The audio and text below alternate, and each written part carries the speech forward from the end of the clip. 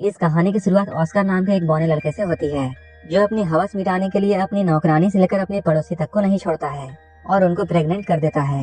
ये कहानी ऑस्कर के कारनामों से भरी हुई है। तो चलिए देखते हैं ऑस्कर और क्या क्या कारनामे करता है। इस मूवी का नाम है टिन ड्रम। इसे 1979 में रिलीज किया गया था। इस कहानी की शुरुआत में हम लोग एना नाम की एक औरत को देखते हैं, जो कि अपने खेतों में काम कर रही होती है। तभी वहाँ पर जोसेफ नाम का एक आदमी भागता हुआ आता है और पुलिस से छुपने के लिए उसकी मदद मांगता है। तभी एना उसे अपनी गुफा के अंदर छुपा लेती है, लेकिन जोसेफ इस मौके का फायदा उठाता है और वो गुफा के अंदर ही एना का गेम बजाने लगता है। जब पुलिस यहाँ से चली जाती है, तब जोसेफ बाहर आता है और इन दोनों की दोस्ती हो जाती है। इसके बाद ये दोनों एक दूसरे के साथ रहना शुरू कर देते हैं, लेकिन एक दिन पुलिस उसे पकड़ लेती है। इससे पहले कि पुलिस उसे अरेस्ट करती, वो पानी में कूदकर भाग जाता है। जोसेफ के बारे में बहुत सी बातें फेमस हो जाती है। कुछ लोगों का कहना है वो पानी में डूबकर मर गया। वहीं कुछ लोग ये कहते हैं वो वहाँ से भागकर अमेरिका आ गया और वो यहाँ आकर एक अमीर बिजनेसमैन बन गया और यहाँ आकर ऐश कर रहा है। वहीं दूसरी ओर हम लोग एना और उसकी बेटी एग्नेस को देखते हैं, जो कि बाजार में सामान बेचकर अपना गुजारा कर रहे हैं। एग्नेस अपने कजन जैन से प्यार करती थी, जो कि एक पुलिस पोस्ट ऑफिस में काम करता है। इसके अलावा एना अल्फ्रेड से भी प्यार करती थी, जो कि एक जर्मन शेफ था। उन तीनों के घपाघप कार्यक्रम से ऑस्कर नाम का एक बच्चा पैदा होता है। ऑस्कर पैदा होने के बाद रोता ही रहता है और वो चुप ही नहीं होता है। जब उसकी मॉम उससे ये कहती है उसके 3 साल होने के बाद वो उसे एक टिन ड्रम देगी, इसके बाद वो रोना बंद करता है। अपने 3 साल होने के बाद जब ऑस्कर ने अपने जन्मदिन में लोगों को शराब पीते हुए और कुत्ता डांस करते हुए देखा, तब वो डिसाइड करता है कि वो कभी बड़ा ही नहीं होगा और अपने इसी काम को पूरा करने के लिए वो सीढ़ियों से कूद जाता है। इसके बाद से ही अब ऑस्कर हमेशा के लिए 3 साल का ही रह जाता है। वो हमेशा अपने ड्रम को अपने साथ रखता है और जब भी कोई उससे उसकी टूटी हुई ड्रम लेने की कोशिश करता है, वो इतना जोर से चिल्लाता है कि वो अपनी आवाज से कांच को भी तोड़ देता है। धीरे धीरे टाइम गुजरता जाता है। अब ऑस्कर 6 साल का हो चुका है। ऑस्कर ना ही बड़ा हो रहा था और ना ही वो अपने टूटे हुए ड्रम को अपने से अलग करता था, और जब भी कोई उससे उसके ड्रम को छीनने की कोशिश करता, तब वो अपनी आवाज से कांच तोड़ देता था। ऑस्कर के इस पावर को देखकर सारे डॉक्टर हैरान थे, लेकिन उसकी मॉम और उसके परिवार को ये जानना था कि ऑस्कर क्यों बड़ा नहीं हो रहा है। हम लोग देखते हैं एग्नेस हर थर्सडे को ऑस्कर के साथ शहर जाती थी और वो ऑस्कर को एक दुकान पर छोड़ देती थी। इसके बाद वो जैन के पास जाती थी और वहाँ जाकर वो जैन के साथ भयंकर घपाघप करती थी। लेकिन एक दिन ऑस्कर को अपनी माँ के कांड के बारे में पता चल जाता है। ऐसा करते हुए कई साल बीत जाते हैं और अब ऑस्कर 12 साल का हो चुका है। एक दिन ऑस्कर अपने मॉम डैड के साथ सर्कस देखने के लिए जाता है, जहाँ वो कुछ बौने लोगों को परफॉर्म करते हुए देखता है। उन बौनों को देखकर ऑस्कर के मॉम डैड को ऐसा लगने लगता है कि शायद ऑस्कर भी एक बौना है। सर्कस खत्म होने के बाद ऑस्कर बेबरा नाम के एक बौने से मिलता है, जो कि ऑस्कर के इस टैलेंट को देखने के बाद उसे अपने सर्कस में काम करने के लिए ऑफर देता है। लेकिन तभी ऑस्कर के मॉम डैड वहाँ आ जाते हैं और वो ऑस्कर को अपने साथ ले जाते हैं।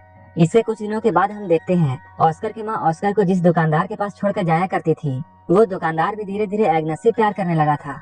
वो उसे और ऑस्कर को अपने साथ लंदन चलने के लिए कहता है, लेकिन तभी एग्नेस उसे मना कर देती है और वहाँ से चली जाती है। इसके कुछ वक्त बाद एग्नेस को यह बात पता चलती है कि वो प्रेग्नेंट है और उसके पेट में जैन का बच्चा है। इस बात से एग्नेस बहुत परेशान हो जाती है और अपनी टेंशन की वजह से वो बहुत सारी मछलियाँ खा जाती है, जो कि उसे खाना बिल्कुल पसंद नहीं था। वहीं उसके पति अल्फ्रेड को इस बात से कोई भी फर्क नहीं पड़ता है कि एग्नेस के पेट में किसका बच्चा है, और वो एग्नेस को सिर्फ खुश देखना चाहता था। लेकिन ऑस्कर के पैदा होने के बाद एग्नेस को कभी भी खुशी नहीं हुई, इसलिए वो अपने इस बच्चे को पैदा करना नहीं चाहती है और बहुत ज्यादा मछलियाँ खाने की वजह से उसे फूड पॉइजनिंग हो जाती है और उसकी मौत हो जाती है। इसके कुछ सालों बाद हम लोग ऑस्कर को देखते हैं, जो कि अपनी टूटी हुई ड्रम को ठीक कराना चाहता है। ये सब उस वक्त में हो रहा था जब जर्मनी पूरे पोलैंड में हमला करके उस पर पूरा कब्जा करने की कोशिश कर रहा था। वहीं पोस्ट ऑफिस में भी पुलिस लोग जर्मनियों पर हमला करने की तैयारी कर रहे थे। तभी अचानक जर्मन्स का उन पर हमला हो जाता है। इस हमले में बहुत से लोग मारे जाते हैं, जिनमें से एक जैन भी था। ऑस्कर इस हमले से किसी तरह बच जाता है और वो यहाँ से भाग जाता है। इसके कुछ दिनों बाद हम लोग देखते हैं अल्फ्रेड एक 16 साल की लड़की जिसका नाम मारिया है, उसे अपने दुकान में काम करने के लिए रखता है। मारिया दुकान के साथ साथ ऑस्कर का भी ध्यान रखती थी। धीरे धीरे ऑस्कर को मारिया से प्यार होने लगता है। ऑस्कर की उम्र भी मारिया जितनी ही थी, लेकिन मारिया को इस बात पर यकीन नहीं था और वो ऑस्कर को अभी भी बच्चा मानती थी। जब एक रात अल्फ्रेड किसी काम से शहर से बाहर जाता है, तब वो मारिया के बेड के पास जाता है और वो एक चूहे की तरह उसके कंबल में घुस जाता है और घपाघप करने लगता है। मारिया को भी ऐसा करने में अच्छा लगता है, इसलिए वो ऑस्कर को नहीं रोकती है। धीरे धीरे ऑस्कर उसके और भी करीब आने लगता है, लेकिन अचानक एक दिन उसे ये बात पता चलती है कि मारिया का अफेयर अल्फ्रेड के साथ चल रहा है और मारिया अल्फ्रेड से बहुत प्यार करती थी, लेकिन अल्फ्रेड सिर्फ उसका यूज कर रहा था। मारिया इस बात से बहुत ज्यादा दुखी होती है और वो रोने लगती है। इस मौके का फायदा उठाकर ऑस्कर उसके पास आता है और उसे संभालने की सोचता है, लेकिन मारिया को बहुत गुस्सा आता है और वो ऑस्कर को बौना कहकर उसके पिछवाड़े पर लात मारती है। कुछ महीनों बाद हम लोग ये देखते हैं कि मारिया अल्फ्रेड के बच्चे की मां बनने वाली थी और ऑस्कर उस बच्चे को मारना चाहता था, लेकिन मारिया ऐसा होने नहीं देती है। कुछ दिनों बाद मारिया एक लड़के को जन्म देती है।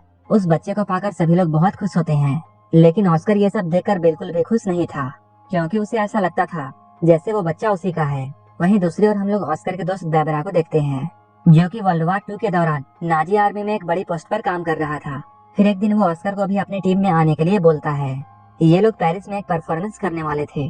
ऑस्कर इन लोगों के साथ मिलकर सारे लोगों को अपना टैलेंट दिखाता है। उनके साथ काम करते हुए उसे अपनी टीम की एक लड़की जिसका नाम रोज बीता है, उससे प्यार हो जाता है।